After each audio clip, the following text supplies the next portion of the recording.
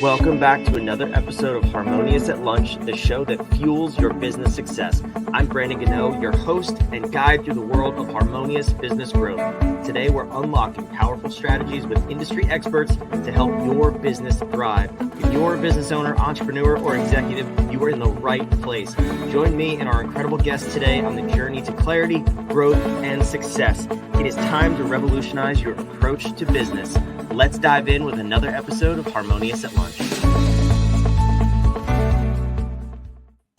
Welcome back into some more bite-sized business advice. And you know what? We're not talking business that much today. But if you know anything about the show, if you've been a long-time subscriber, first of all, thank you. Love having you here. But we want to build the complete entrepreneur on this show. There is more to life than business. There is life. So we're going to talk about that. We're going to talk about how the mental health industry kind of doesn't do men a very good service out there. And we're going to talk about men's mental health. So for you ladies, just pay attention because you probably know a man or two in your life and you might pick some things up. But this conversation, I'm excited to dive into. It's an important one, and especially for business owners and entrepreneurs. And I have an amazing guest to help me with it because God knows I don't know anything about mental health, but I have a guest who does, Marc Azoulay, founder of Men's Mental Health Online. Marc, welcome to the show. Thanks for being here. Yeah, I'm happy to be on the show. Yeah, it's a really important topic. A lot of the clients I work with are entrepreneurs, are young men that are excelling in business but struggling in life. So I'm excited to kind of dive in and share some tips about how you might want to work with that. Yeah, so I think messed up the name of your company. So please correct me. I apologize. Men's Therapy Online, right? Men's Therapy Online. Yeah, it's exactly what it is. Yeah. Okay. Good so, SEO. Yeah, right. Exactly. I need Men's Therapy Online. Yeah. I love it. It's very, very clever. But let's talk about this because a lot of therapy is in person traditionally. I've seen the trend to go online and do like the texting therapy and all these different things. You've seen the commercials for them, right? But tell me about where your business came from and how you came to doing it online. Yeah. So very long story short, I've been a therapist for over 10 years. I worked in person up until COVID, where I switched online, right? We couldn't do in-person counseling due to the CDC recommendations and things like that. And I found that not only did I love it, my clients loved it. I work with a lot of entrepreneurs. I work with a lot of fathers. I work with a lot of people that have super busy schedules, and not having to commute is a big deal. I also work with guys that are traveling a lot for work, so they can access me wherever they are. They can call me from, a meeting room. They can book aside time, and they can just fit therapy right into their day.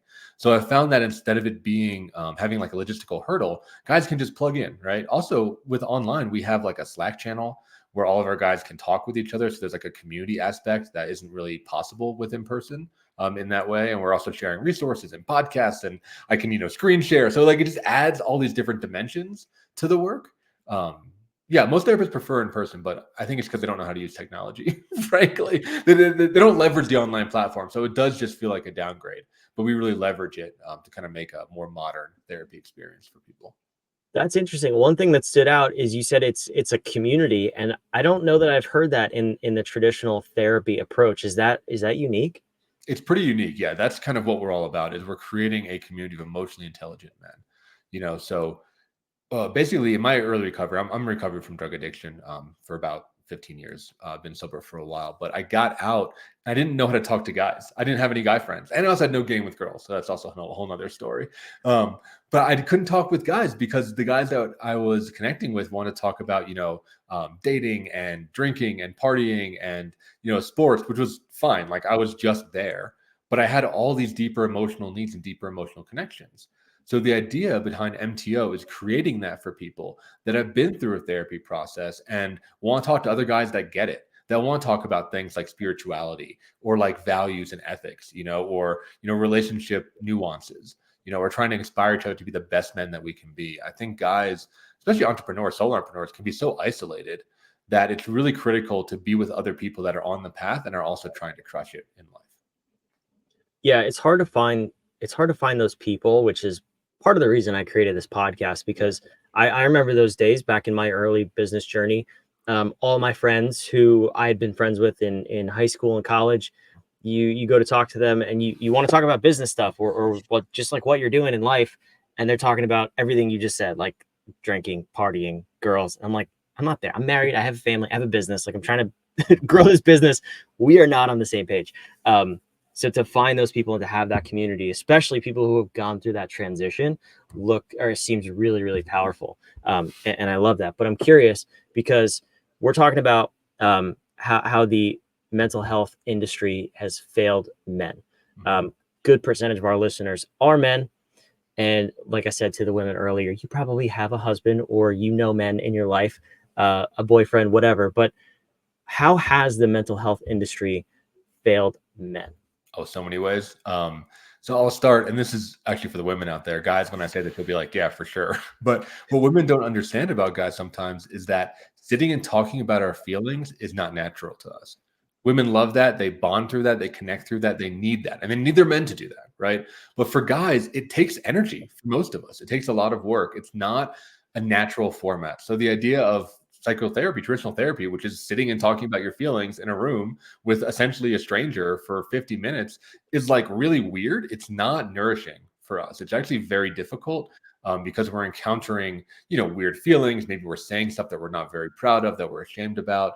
A lot of guys are afraid of revealing themselves to be like a monster or a villain. A lot of guys have that kind of like they're afraid of their own aggression and being a predator or being a creep.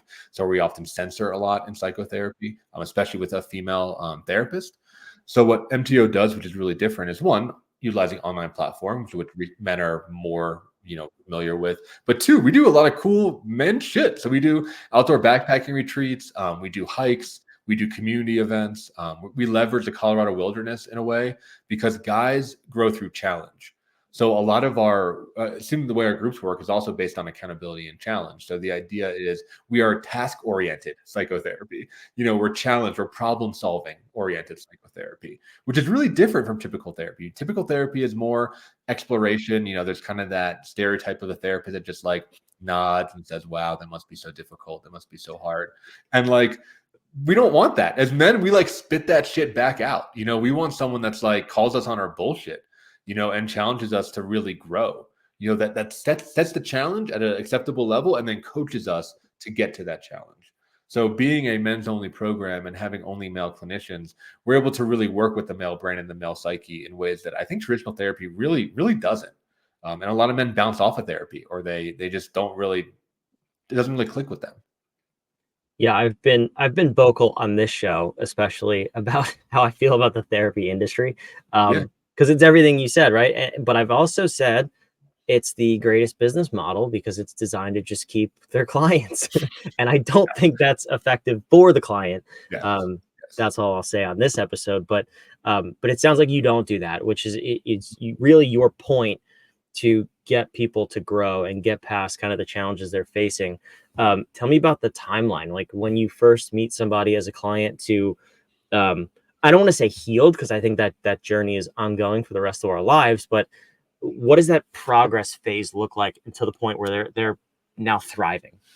Yeah. So what a lot of therapists won't tell you, and by the way, you can shit talk my industry. I shit talk my industry all the time. So please. What a lot of therapists won't tell you is that therapy has diminishing returns after about 2 years, 3 years for most people. Because you're absolutely right.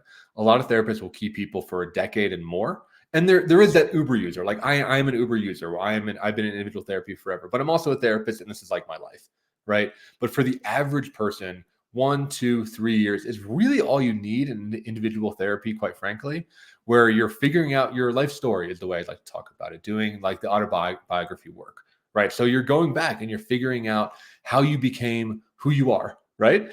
Whether that's built from trauma, built from your culture, built from early childhood experiences, heartbreak, training, media, whatever, right? You're like really unpacking the operating system of your brain so that you then have the power to rewire it. You're like, okay, cool. Maybe I want to keep some of these things I learned from my parents. Maybe I want to change this one.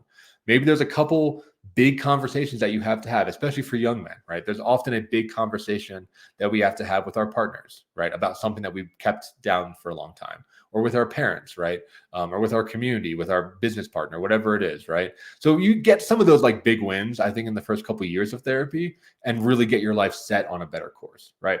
Then what we do is we move you into a group, right? So at that point, right, like you can opt in or opt out. But the idea is now you're with other dudes who have done that autobiography work. And it's more of a coaching model. It's more of kind of like a chosen family. It's more of like you can think like a mastermind group where you're with other dudes that have the emotional skills that you also have.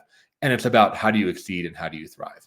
So our groups, right? Like, yeah, they're about therapy, but they're also about business, right? They're also about relationships. They're also about parenting, right? They're about kind of that day-to-day struggles and advice that you need just to get through stuff. And our groups are intergenerational. So we often have people, parenting is a good example. We have people that have kids that are in their 20s and we have people that are just starting to have kids. And it's really cool to be able to access men that are open about that journey so you can learn from it in a real way, not just getting kind of like, the cliche stuff like, oh, there's no manual for having a kid, right? Like you get the real experience of people that have been through different stages of life.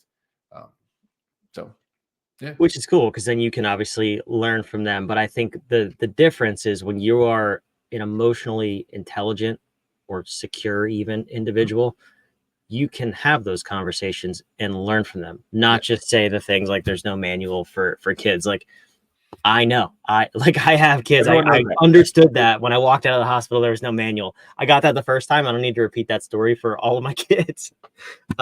So I love that, and I also am curious what in the business context, what does it look like when someone is first approaching you, they first become a client, and now they've graduated, they've written their autobiography. What is that second phase when they start to rewrite their story or choose kind of where they go from there? Because, and this is the part that I don't like about therapy, if Mhm. you continue to just read your autobiography, like it's really boring. It doesn't change. If you just read the past over and over, you don't get anywhere, and you actually it may even get worse. I've seen it get worse for people because you think that's your current reality. So in stage two, in your groups, where do the men go once they understand that and now they're designing their new life? Yeah. So what you just said, right, is why men don't like therapy, is because for a lot of therapists can instill a victim mentality in people, right? Or a trauma survivor mentality in people. And I think as a lot of guys, we spit that shit back out just like you did and just like I do, right? It's like, fuck that, right? I'm not a victim to something that happened 20 years ago, right? This still isn't like fucking me up. This still isn't like changing the way that I work and ruining my relationships because of something that like I can't change. Like guys hate that idea. And I hate that idea. I'm with you, right?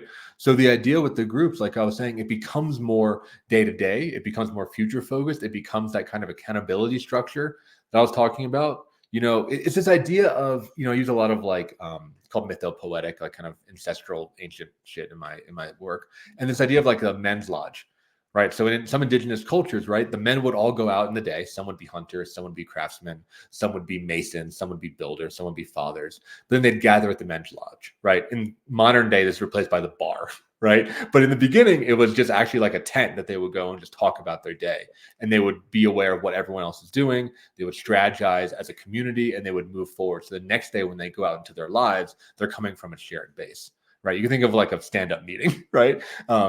But so we're creating that in the men's groups where it's like you learn about other people's experiences and then you move forward and bring it into your life. That's the main thing, right? It's not just about rehashing your story and being a victim. And because we're all dudes, we call that shit out, right? Like in my groups, like we don't really have a tolerance for that. When someone's like, oh yeah, it's because of my childhood, we'll be like, yes. And what are you going to do about it?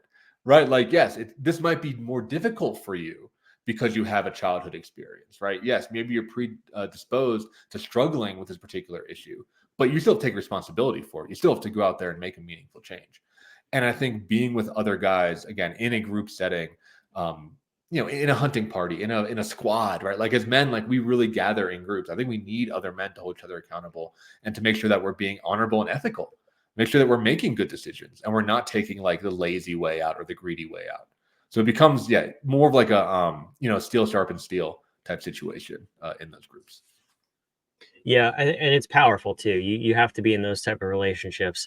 And I have this tendency to, I want to help people, but I'm also curious, like when you run into someone who hasn't done the work, um, I've never done traditional therapy, but I have done this sort of work on Yeah. myself. When I talk to someone who hasn't, one thing I notice is that the conversation stays very surface level. So my question is, what does it look like? That I'm sure is one sort of a marker, but how else can you tell that someone maybe needs this work? And then also, how do you, if you want to help them, or if you want to build a relationship with them, like how do you approach suggesting this type of a resource, if you would? Yeah. So kind of, I mean, the way you talk about the shout conversation, big one, right? Like guys that seem like kind of not all the way there. They can't hold eye contact. They kind of use those like platitudes, like, there's no manual for kids or whatever, or like happy wife, happy life, right? They seem kind of like NPCs, right? To use kind of like the Zoomer language, right? Like that's something I think also that is critical with those guys is like they often have a double life. So they often have like a life where they work hard. They call it like work hard, play hard. But like they'll work hard and then they'll have another life where they're like doing cocaine or like have strippers or something, right? Or they have like this crazy hobby that like is great, but you can tell that all their aggression, all their passion is channeled into there. Their life is very fragmented. Whereas I think if therapy is successful and this personal work is successful, whether it's through therapy or coaching or books or whatever, right? Your life is more integrated, right? You're more of like a full character for just having to really compartmentalize different parts of your life. It becomes a more personality based thing. So yeah, so the way to do it, unfortunately, with guys, it's hard. Usually they have to break. Usually there has to be, a divorce or a relapse or they lose their job or something. And then you can be like, hey, maybe you should look at yourself. I think it's really the hard truth is I think a lot of guys don't do this proactively, unfortunately. Yeah. I think that's, I've seen that play out. I think it's true. And maybe you'll find a better way. If you do, come let us know about it. How to get in front of it. But yeah, those things they happen. Well, that stuff happens in business too. Business tends to break you if you're not already broken. And that's why I think this is a valuable conversation, especially for this show, because business is hard and life is hard. And if you don't understand how to manage yourself and how you show up, it only gets harder. So I love this conversation.